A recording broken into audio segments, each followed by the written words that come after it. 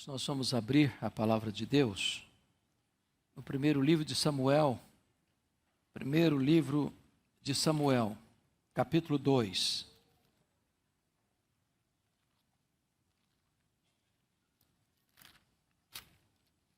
Primeiro livro de Samuel, capítulo 2, a partir do verso 11 até o verso 26. 1 Samuel capítulo 2, a partir do verso 11.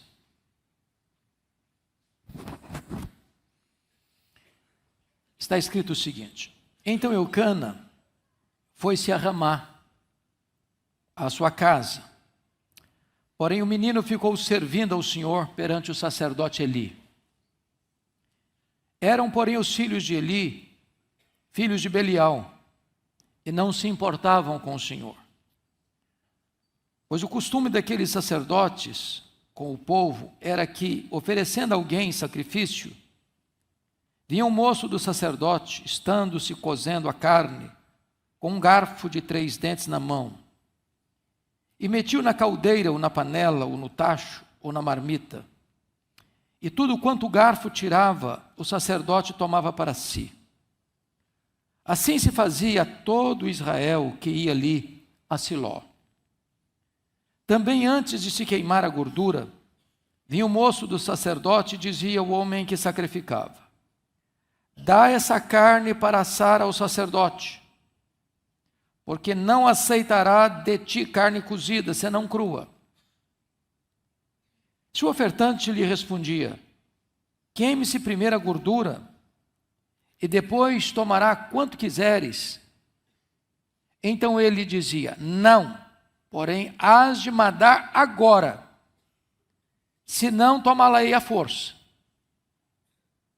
Era, pois, muito grande o pecado desses moços perante o Senhor, porquanto eles desprezavam a oferta do Senhor. Samuel ministrava perante o Senhor, sendo ainda menino, vestido de uma estola sacerdotal de linho. Sua mãe lhe fazia uma túnica pequena, e de ano em ano lhe a trazia, quando, com seu marido, subia a oferecer o sacrifício anual. Eli abençoava Eucana e a sua mulher, e dizia: O Senhor te dê filhos desta mulher, em lugar do filho que devolveu ao Senhor. E voltaram para sua casa. Abençoou, pois, o Senhor a Ana, e ela concebeu e teve 3 filhos e 2 filhas. E o jovem Samuel crescia diante do Senhor. Era, porém, Eli já muito velho, e ouvia tudo quanto seus filhos faziam a todo Israel, e de como se deitavam com as mulheres que serviam à porta da tenda da congregação. E disse-lhes: Por que fazeis tais coisas? Pois de todo este povo ouço constantemente falar do vosso mau procedimento. Não, filhos meus, porque não é boa fama esta que ouço. Estais fazendo transgredir o povo do Senhor. Pecando o homem contra o próximo, Deus lhe será o árbitro. Pecando, porém, contra o Senhor, quem intercederá por ele? Entretanto, não ouviram a voz de seu pai, porque o Senhor os queria matar. Mas o jovem Samuel crescia em estatura e no favor do Senhor e dos homens. Eu quero meditar com os meus irmãos nesta noite sobre o tema: um grande homem, um pequeno pai. Um grande homem, um pequeno pai. Alvin Toffler, no seu livro Choque do Futuro, afirma que o maior problema, a maior crise que assola a humanidade, não é a crise econômica, não é a crise energética, não é a crise moral, nem a crise política, nem a crise internacional. A maior crise que assola a humanidade hoje é a crise da família. Há claros sinais de desintegração da família nos nossos dias. Em alguns países, o índice de divórcio, por exemplo, já ultrapassa 50%. Em outras palavras, de cada 100 casamentos, 50 são desfeitos. O índice de infidelidade conjugal entre os homens passa de 70%. Entre as mulheres ultrapassa a fronteira dos 60%. Em recente pesquisa com crianças, destaca-se que 14% das crianças, 14%, são filhos de pais solteiros. Que 40% das crianças viverão em um lar separado antes de atingirem os 18 anos de idade. Nos últimos 30 anos, o número de pais solteiros cresceu 450% nos últimos 30 anos. A indústria pornográfica alastrou-se de tal maneira que hoje estima-se que 30% dos homens, 25% das mulheres são prisioneiros desse vício devastador. Os pais estão cada vez mais ocupados, os filhos cada vez mais distantes de um relacionamento estável com a família. Na verdade, estamos assistindo à morte do diálogo dentro da família. O advento do telefone celular acelerou esse processo. E não só dentro da família, nas comunicações gerais. Você chega em qualquer restaurante hoje e você vê 4 pessoas assentadas, elas não estão mais conversando. Cada uma no seu smartphone. Às vezes até dentro de casa, as pessoas não estão mais conversando. Às vezes marido e mulher estão juntos, mas não estão conversando. A família de Eli é um exemplo de uma família que tinha tudo para dar certo, mas deu errado. Ele era um grande homem, ele era um grande líder, mas Eli fracassou como pai. Diríamos nós hoje que Eli era um grande homem fora dos portões, mas um perdedor dentro de casa. Ele era um líder que cuidava dos outros, mas fracassou em cuidar dos seus próprios filhos. Um grande homem, um pequeno pai. E eu queria então destacar alguns pontos desta meditação. Primeiro, um homem que tinha tudo para ser um grande pai. Confira comigo o capítulo 4, verso 18, desse livro de Samuel. E lá no finalzinho está escrito: e havia ele julgado a Israel 40 anos. Notem vocês que ele é um líder. E ele tem 2 funções estratégicas em seu país. Uma posição política, ele era um juiz. E uma posição religiosa, ele era um sacerdote. E ele exerce essa dupla vocação, essa bivocação, durante 40 anos. Certamente um homem muito ocupado com os negócios do seu país. E também um homem muito ocupado com as coisas espirituais da sua nação. Tinha tudo para ser um grande pai. Segundo, confira comigo o capítulo 2, versículo 11.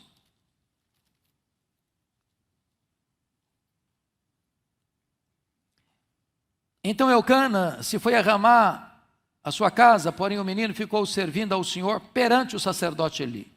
Perante o sacerdote Eli. Ele era um homem crente. Um homem crente. Ele era sacerdote e como tal, cabia-lhe interceder pelo povo, cabia-lhe o papel de instruir o povo, de interceder pelo povo. O seu próprio nome, Eli, significa Jeová é o meu Deus. Ele era um homem de fé, porque ele diz para Ana, lá em Siló: vai em paz para a tua casa e o Deus de Israel te conceda a petição que ele fizeste, e o milagre acontece na vida dela. Mas em terceiro lugar, Eli era um homem sensível espiritualmente. Você pode perceber comigo, por favor, capítulo 3, versos 8 e 9. Eu peço à igreja para ler comigo em voz alta esses dois versos. 8 e 9, capítulo 3. Vamos toda a igreja comigo. O Senhor, pois, tornou a chamar a Samuel, terceira vez. E ele se levantou, e foi a Eli, e disse: Eis-me aqui, pois me chamaste. Então entendeu Eli que era o Senhor quem chamava o jovem. Por isso ele disse a Samuel: Vai deitar-te, se alguém te chamar, dirás: Fala, Senhor, porque o teu servo ouve. E foi Samuel para o seu lugar e se deitou. Em outras palavras, ele era um homem que tinha discernimento da voz de Deus. Um homem sintonizado com a voz de Deus. Sabia distinguir a presença de Deus. Sabia o que significava contactar-se com Deus. Então ele era um homem estável no seu trabalho, um homem crente, um homem de fé, um homem sensível à voz de Deus. Ninguém fica 40 anos numa posição sem ter estabilidade. Esse era Eli. Tudo para ser um grande pai. Mas em segundo lugar, observemos agora os filhos de Eli. Tinham tudo para ser uma bênção. Se não, vejamos. Primeiro, eles tinham um pai crente. Quantos meninos, quantas meninas, quantos adolescentes, quantos jovens que gostariam tanto de ter um pai crente? Quantos filhos precisam buscar o seu pai numa sarjeta, bêbado? Quantos filhos veem os seus pais enrascados com práticas ilícitas, imorais, sendo alcançados pelo braço da lei e vivem cabisbaixos pela história e o histórico da vida de seus pais? Quantos filhos que olham para os pais e têm tristeza de ver os pais rendidos ao alcoolismo, rendidos às drogas, ou ateísmo, ou rendidos a toda sorte de devassidão moral? Os filhos de Eli têm um pai crente. Segundo, eles têm um pai líder e experiente, que governou a nação 40 anos, que ensinou a nação 40 anos, que intercedia pelo seu povo 40 anos. Terceiro, eles nasceram numa família sacerdotal, e vocês sabem que o sacerdócio, diferente do exercício profético, era hereditário. Se o pai é sacerdote, o filho vai ser sacerdote. Então, eles nasceram numa família sacerdotal, eles cresceram num ambiente sagrado, diríamos hoje que crescer dentro da igreja, lidando a vida toda com o sagrado, com as coisas espirituais, tinham familiaridade com a palavra de Deus, tinham familiaridade com o culto divino, recebiam diariamente pessoas vindo à casa de Deus para adorar. Eles mesmos, capítulo 1, versículo 3, eram sacerdotes do Senhor. Não eram sacerdotes de deuses pagãos. Eles eram sacerdotes do Senhor. Mas ao mesmo tempo, veja comigo em primeiro lugar, eles eram sacerdotes do Senhor, mas absolutamente profanos. Olha comigo capítulo 2, versículo 12. Leia em voz alta comigo esse verso. 2:12, vamos juntos. Eram, porém, os filhos de Eli, filhos de Belial, e não se importavam com o Senhor. Filhos de Belial pode ser traduzido também por filhos do demônio. Imprestáveis. Gente iníqua, rebelde, blasfema. Meus amados irmãos, aqui está um grande perigo. E não há nada mais perigoso para uma pessoa que frequenta a igreja, que é membro de igreja, do que chegar a um ponto na vida espiritual em que as coisas de Deus não mexem mais. Acostumou-se de tal maneira com o sagrado que tudo isso é feito no automático. ou tudo que exercem sem qualquer conexão com a própria vida. Notem que eles, ao longo desse tempo todo, estão exercendo o sacerdócio, ao mesmo tempo que estão vivendo completamente a revelia da lei de Deus. Convivem com o sagrado, mas não respeitam a Deus, não respeitam a lei de Deus, não respeitam o povo de Deus. Eles lideravam o povo, mas eles eram ímpios. É um grande risco. Segundo lugar, eles eram sacerdotes, mas eles desprezavam o culto divino. Confira comigo o capítulo 2, verso 17. Leia em voz alta comigo, 2,17. Vamos juntos? Era, pois, muito grande o pecado destes moços perante o Senhor, porquanto eles desprezavam a oferta do Senhor. Então, o que estava acontecendo? As pessoas traziam as suas ofertas, as carnes para serem queimadas, sacrificadas. O princípio de Deus, lá em Levítico 3,16, é que a gordura da carne era do Senhor, tinha que ser queimada no altar. Não podia ser consumida. E diz a Bíblia que esses moços entravam lá no exercício do culto, enfiavam um garfo de 3 dentes na panela, no tacho, na caldeira, e o que eles pegavam, eles levavam para o sacerdote, para eles mesmos, num total desrespeito à lei, aos preceitos de Deus. Quando as pessoas traziam as carnes cruas com a gordura, os seus jagunços, que eles tinham jagunços, dizia: dá essa carne aí para o sacerdote. E o adorador que conhecia a lei, sabia que não podia se consumir essa carne dessa maneira, tinha que queimar a gordura, isso era santo ao Senhor, isso não se negociava. Os jagunços do sacerdote diziam: dá, porque senão nós vamos tomar a força. E desta maneira diz a Escritura que eles desrespeitam as coisas de Deus, eles desrespeitam o culto divino, eles não se importam com a palavra de Deus. Gente criada dentro da igreja. Terceiro, eles eram sacerdotes, mas viviam escandalosamente na imoralidade. Olha comigo o verso 22, 2:22, por gentileza, toda a igreja comigo. Vamos lá? Era, porém, Eli, já muito velho, e ouvia tudo quanto seus filhos faziam, a todo Israel, de como se deitavam com as mulheres que serviam à porta da tenda da congregação. Havia mulheres que serviam lá na congregação. E aqui há 2 possibilidades. Ou esses moços,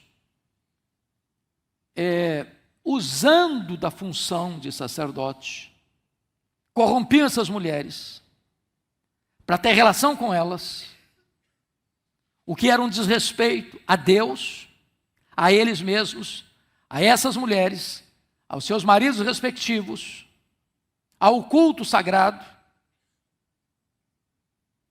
Ou poderia ser uma segunda possibilidade, que é pior ainda, que nos cultos pagãos, e eles viviam rodeados de nações pagãs,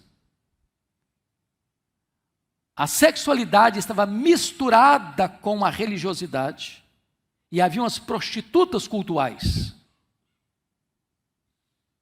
E se esse é o caso aqui, significa que o culto a Deus já está rendido ao sincretismo religioso, já sucumbiu à religião pagã ao seu redor, e que Israel está mergulhado, como você vai ver, os 330 anos que precederam, período dos juízes, onde o maior problema de Israel foi que eles se misturaram com os povos pagãos, perderam a sua identidade de fidelidade a Deus. E quando a religião se corrompe, a nação se corrompe.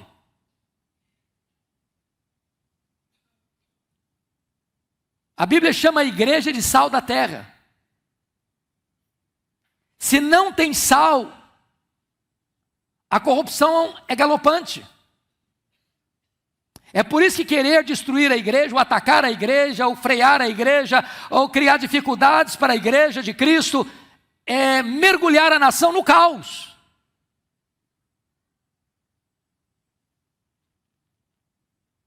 Mas ainda, em quarto lugar, eles eram sacerdotes, mas faziam o povo tropeçar. Leia comigo, por favor, capítulo 2, verso 24. Vamos ler juntos. Não, filhos meus, porque não é boa a fama esta que ouço, estáis fazendo transgredir o povo do Senhor. É muito triste quando aqueles que estão na responsabilidade de ensinar e de ser exemplo para o povo, faz o povo tropeçar. Não parte do povo, todo o povo. Uma liderança completamente corrompida. Eles transgrediam mais do que o próprio povo. E agora preste atenção nisso. Os pecados da liderança são mais graves, são mais hipócritas e são mais danosos do que os pecados dos demais. Eles não eram neutros. Eles eram a pedra de tropeço. E finalmente, em quinto lugar, eles eram sacerdotes, mas eles não ouviam conselhos nem advertências. Versos 23 a 25. Leia comigo, por favor. 2, 23 a 25, toda a igreja. E disse-lhes: por que fazeis tais coisas? Pois de todo este povo ouço constantemente falar do vosso mau procedimento. Não, filhos meus, porque não é boa a fama esta que ouço, estáis fazendo transgredir o povo do Senhor. Pecando o homem contra o próximo, Deus lhe será o árbitro. Pecando, porém, contra o Senhor, quem intercederá por ele? E se você perceber, eles não escutam esse conselho. Eles não ouvem. Chega um ponto em que o coração está duro, os ouvidos estão incircuncisos. E não há qualquer advertência que possa mexer mais com a estrutura emocional e espiritual. É por isso que a Bíblia diz que o pecado da rebeldia é como o pecado da feitiçaria. Eles estão envergonhando o povo de Deus, sendo motivo de tropeço para o povo de Deus, estão envergonhando a casa de Deus, estão envergonhando o pai ali, estão sendo um transtorno para a sociedade. Mas agora então eu quero olhar, em último lugar, o homem que fracassou no maior de todos os ministérios. Entendamos isso. A mais árdua tarefa e a mais nobre delas para um homem não é se ele vai ser o CEO da sua empresa. Não é se ele vai ser o homem do maior contra-cheque, vai receber o maior salário. Se ele vai acrescentar na sua declaração de imposto de renda todo ano mais um bem, mais uma propriedade, mais um sítio, mais um apartamento, mais uma casa, mais uma ação vitoriosa. Do que adianta juntar tanta coisa e perder a família? Então eu vou lhes dizer por que Eli fracassou como pai. Primeiro, Eli foi um pai ausente, que não tinha tempo para os filhos. Ele era juiz de Israel. Ele era um homem que resolvia as demandas da nação. E ele caiu num argumento equivocado de pensar que o fato de seus filhos estarem crescendo como sacerdotes na casa de Deus, que por si só isso era suficiente para que esses meninos fossem homens maduros na fé. E aqui está, irmãos, um dos grandes riscos da nossa geração. Nós somos a geração ocupada demais, correndo demais, buscando coisas demais. O tempo com os filhos, a instrução dos filhos, a criação dos filhos, no temor do Senhor, teremos, ainda que alcancemos tudo isso, fracassado rotundamente.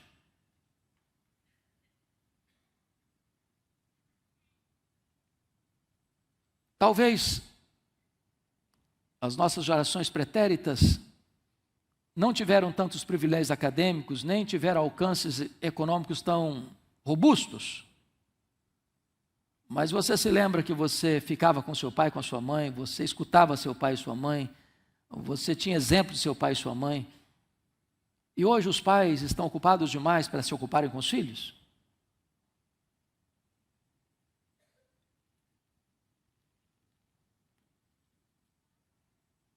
Eu me lembro de um funeral de um jornalista brasileiro, onde ele chorava muito, porque o seu filho de 19 anos tinha morrido de overdose, e ele pedia perdão para o menino uma vez que era tarde, porque o menino estava num caixão, e um rapaz num caixão não consegue mais nem ver as lágrimas do pai, nem se comover com o pedido de perdão do pai, porque cuidou de tanta coisa, correu atrás de tantos sonhos, e não teve tempo para o filho. A pergunta que eu faço a você, pai, e se você que é jovem está pensando que esse sermão não é para você, é para você. Escute bem, adolescentes. Aurélio Agostinho disse que que você educa um filho 20 anos antes dele nascer. Você educa um filho 20 anos antes dele nascer. O que significa isso? Significa que você que é criança hoje, você que é adolescente hoje, você que é jovem hoje, já está educando seus filhos, ou para o bem ou para o mal. Amanhã eles vão perguntar, e como é que foi a sua vida? E como é que você passou a sua infância? E você era obediente ao seu pai? Você era obediente à sua mãe? Você era um filho obediente? Você era um filho tranquilo? Você respeitava seu pai e sua mãe?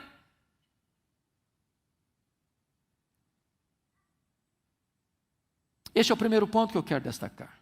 Segundo lugar, Eli foi um pai omisso.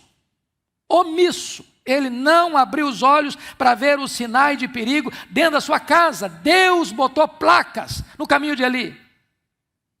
Deus colocou outdoors no caminho de Eli. Deus colocou telão de LED no caminho do Eli. Ele não viu.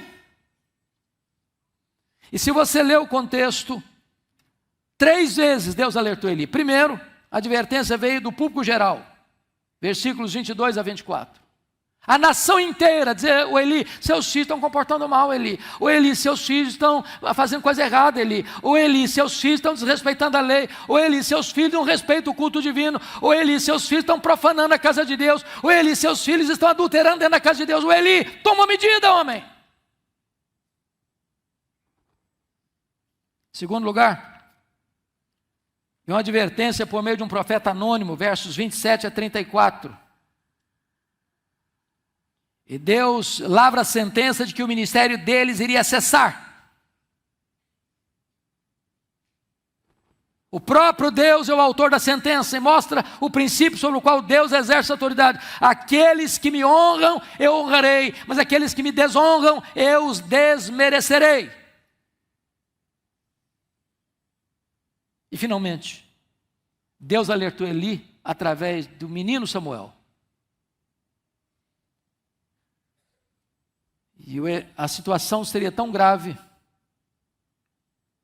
que Deus disse que iria exterminar a casa de Eli. Não haveria sucessor. O que Eli fez? Fez uma pífia, uma magra, uma pequena, uma insignificante exortação aos meninos. Ele não agiu a ponto da Bíblia afirmar que ele amava mais aos seus filhos do que a Deus. Meus amados, aqui está um alerta para nós. O perigo de sermos pais omissos. O perigo está aí.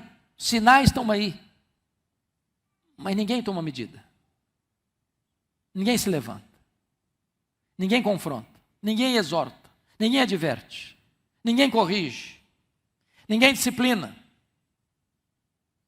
Terceiro, Ele era um pai ausente. Segundo, ele era um pai omisso. Terceiro, ele era um pai bonachão. Olha o verso 29 comigo, na parte B.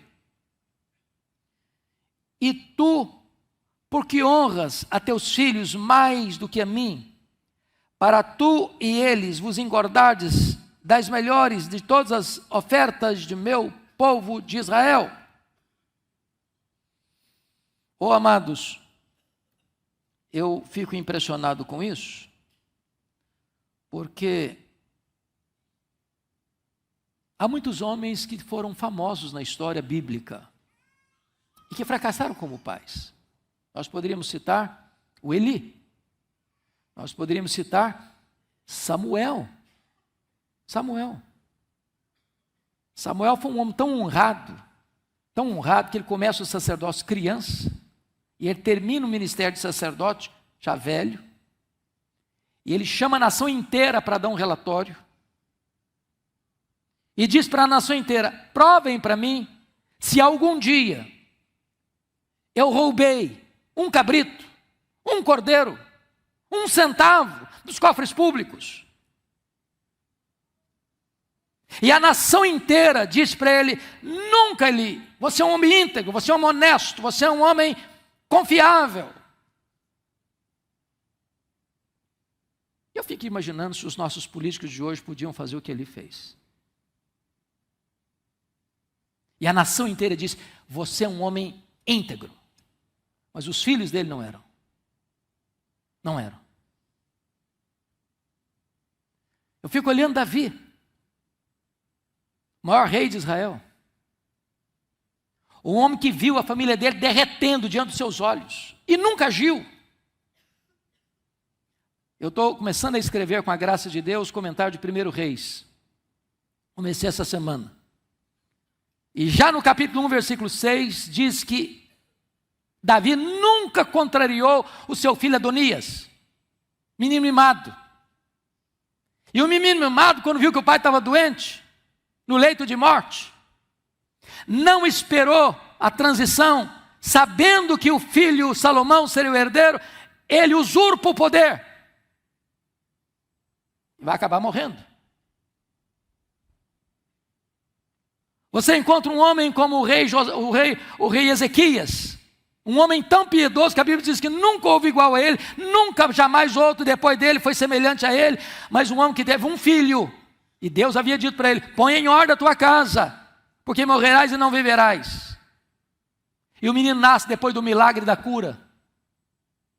E quando ele morre, o menino tem 12 anos, Manassés.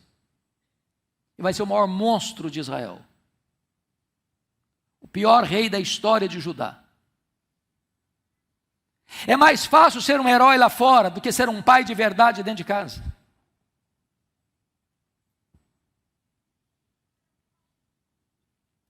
Mas em quarto lugar, Eli era um pai ausente, omisso, bonachão.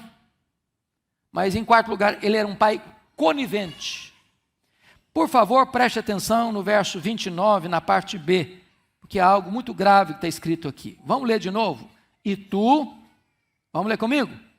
Parte B do verso 29. E tu, porque honras a teus filhos mais do que a mim, para tu e eles vos engordardes dos melhores de todas as ofertas do meu povo de Israel. O que está acontecendo aqui? O que ele está denunciando aqui? Lembra quando os filhos dele exigiam as carnes gordas? Dá para o sacerdote. Não, mas não pode, está escrito lá na lei de Deus que a gordura tem que ser queimada. Dá, senão nós vamos tomar a força. O que acontecia? Levava essa picanha para casa, os meninos preparavam o churrasco. E quem estava lá comendo o churrasco? Junto com os meninos? Papai Eli. Ele era parceiro dos pecados dos filhos. Não só perdeu a autoridade de exortar os meninos, como ele fazia parte dos pecados graves de seus filhos. Ele era conivente. E Deus denuncia isso. Ele aceitou o estilo de vida que os filhos levavam. e se tornou parceiro dos pecados de seus filhos. Mas finalmente, Eli foi um pai passivo ao fatalismo.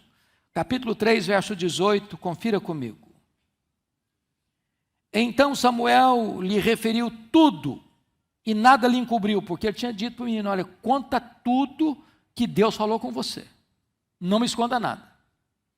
Aí o menino está dando um relatório. Então Samuel lhe referiu tudo. E o que é tudo? É que Deus iria matar os filhos de Eli. Os filhos de Eli morreriam no mesmo dia. A descendência de Eli seria eliminada. E disse Eli, versículo 18, e disse Eli: é o Senhor, faça o que bem lhe aprouver.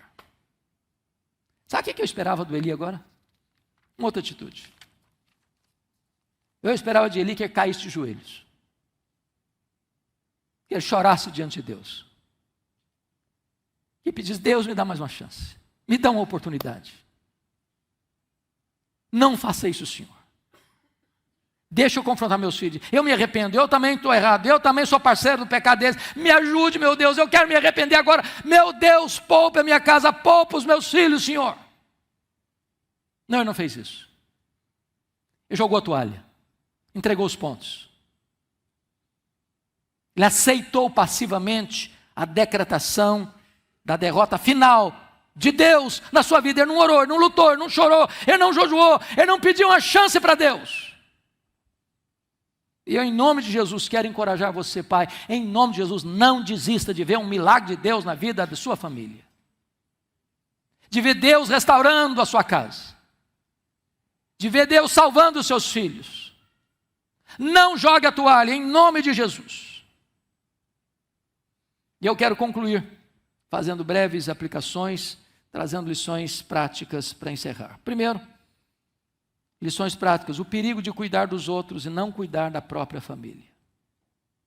Segundo, o perigo de ser famoso lá fora e não ter autoridade dentro de casa. Terceiro, o perigo de nos acostumarmos com as coisas sagradas a ponto de perdermos o temor de Deus. Quarto, o perigo de nos conformarmos com os pecados dos nossos filhos a ponto de estarmos mais preocupados em agradá-los do que honrar ao Senhor. Quinto, o perigo de aceitarmos passivamente a decretação da derrota em nossa família. Sexto, o perigo de não estarmos atentos para o fato de que o cálice da ira de Deus pode encher-se e não haver mais esperança para a nossa casa. Como é que termina essa história? Capítulo 4, os filisteus, os arqui-inimigos de Israel, declaram guerra contra Israel. E eles vão para o campo de batalha. E 4.000 homens são mortos. Homens de Israel. Um banho de sangue, uma derrota terrível. Os anciãos se reuniram e falaram: bom, essa derrota é porque a Arca da Aliança não está aqui. Símbolo da presença de Deus. Vão trazer a Arca da Aliança. E nós vamos ter uma vitória esplêndida. E trouxeram a Arca da Aliança. Quem trouxe a Arca da Aliança? Os sacerdotes. Que sacerdotes? Hofni e Finéias, filhos de Eli. Quando a arca chegou, foi um estrondo no acampamento, aquele entusiasmo. Agora, símbolos sagrados, irmãos, sem vida de piedade, não viram amuleto. Amuleto. O que aconteceu? A derrota foi mais amarga. 30.000 homens morreram. A Arca da Aliança, símbolo da presença de Deus, foi roubada pelos filisteus. Deus permitiu isso. Como Deus entregou os vasos do templo a Nabucodonosor, Deus entrega a Arca da Aliança nas mãos dos inimigos. Os 2 filhos de Eli, Hofni e Finéias, são mortos. E um mensageiro sai do campo da batalha, à pressa, vai lá a Siló, e diz a Bíblia que Eli está deitado. Melhor, sentado numa cadeira. E diz a Bíblia que ele estava velho e muito pesado. E por que ele estava muito pesado? Porque ele estava comendo as carnes gordurosas que os seus filhos afrontosamente arrancavam do altar de Deus. E quando ele escuta a notícia que 30 mil homens morreram, que os seus 2 filhos morreram, que a arca da aliança fora roubada, ele cai da cadeira e quebra o pescoço. A mulher de Finéias, o sacerdote Finéias, está grávida. E ao tomar o susto da morte de tanta gente, do seu marido, do seu cunhado, do seu sogro à sua frente, ela dá luz. E ao dar a luz, ela está morrendo. Mas antes de morrer e dar o último suspiro, as parteiras disseram: coragem, mulher, você deu a luz a um menino. E ela não se importou com isso e botou no menino de Icabode. Foi-se a glória do Senhor. Foi-se a glória do Senhor. Que nome? Icabode. É triste quando as pessoas só conseguem ver que a glória do Senhor se foi da sua vida, da sua casa, tarde demais. Deus deu tantos sinais para que as pessoas se arrependessem em tempo e fizessem uma revisão da vida e uma correção de rota e taparam os ouvidos à voz de Deus. E agora a sentença foi lavrada. Não tem mais chance. Permita-me perguntar a você nesta noite: a glória de Deus está sobre a sua casa? Ou você está vendo esta glória de Deus se afastando da sua casa? Acorde. Desperte. Levante-se. Lute pela sua família. Chore pela sua família. Jejue pela sua família. Acerte a sua vida com Deus. Porque se você se voltar para o Senhor, diz a Bíblia que Ele é rico em misericórdia e tem prazer em perdoar. Se você se voltar para o Senhor Jesus Cristo, Filho de Deus, pode perdoar seus pecados, lavar você com seu sangue e trazer você de volta para um tempo de restauração e de cura. Eu anseio por isso. E eu vou lhe dizer que não tem nenhum tesouro deste mundo que compense você sofrer um golpe na sua casa, na sua família. Qualquer sucesso no mundo tem sabor de cinza se você perder sua família. Você pode perder o mundo inteiro, mas se você tem sua família, você é um homem feliz, você é uma mulher feliz. Que Deus tenha misericórdia da nossa vida. Que Deus tenha misericórdia da nossa casa. Que Deus tenha misericórdia da nossa igreja. Amém. Sejam muito bem-vindos ao canal Amo Viver para Cristo. Hoje nós vamos conversar um pouquinho sobre família. E todos nós já sabemos que a família é um presente de Deus. Desde o início da criação, Deus estabeleceu a família como unidade básica da sociedade. Em Gênesis, no capítulo 2, verso 18, Deus disse: não é bom que o homem esteja só. Far-lhe-ei uma ajudadora idônea para ele. Assim ele criou Eva para ser companheira de Adão, instituindo a primeira família. A importância de cuidar da família é um tema recorrente na Bíblia e é essencial para o bem-estar espiritual, emocional, físico de todos os seus membros. Entenda que a família é um projeto de Deus e a Bíblia é muito clara em relação a isso. Lá em Efésios, no capítulo 5, verso 22, Paulo nos dá instruções claras sobre os papéis dentro da família. Ele fala sobre a submissão mútua, o amor sacrificial dos maridos, a obediência dos filhos e a responsabilidade dos pais de criar os filhos na disciplina e na instrução do Senhor. Esses princípios são fundamentais para a construção de uma família forte e saudável. Mas observe, eu falei a palavra submissão. E lá no capítulo 5, verso 21 de Efésios, como a gente já mencionou anteriormente, ele fala: sujeitai-vos uns aos outros no temor de Cristo. A submissão mútua é a base para que o relacionamento familiar funcione. Isso significa que cada membro da família tem que estar disposto a servir e apoiar os outros membros, colocando a necessidade dos outros acima das suas próprias. Esse tipo de atitude cria um ambiente de amor e respeito, onde todos se sentem valorizados e cuidados. Por fim, meus irmãos, cuidar da família é uma responsabilidade sagrada e um ato de amor e obediência a Deus. A família é um presente precioso de Deus e é fundamental para o bem-estar espiritual, emocional e físico de todos os seus membros, como eu já havia dito anteriormente. Seguir os princípios da palavra de Deus, os princípios bíblicos, como amor, serviço, ensino e discipulado, a gente consegue construir famílias fortes e saudáveis, que refletem o amor e a graça de Deus. E se você chegou até aqui e ainda não se inscreveu no canal, não ativou as notificações, faça isso para que você não perca nada. Deixe o seu like, o seu comentário, um pedido de oração, talvez uma ajuda que você esteja precisando. Isso tudo ajuda a gente a crescer e te ajuda também a não perder nada. Que Deus te abençoe muito. Até o próximo vídeo.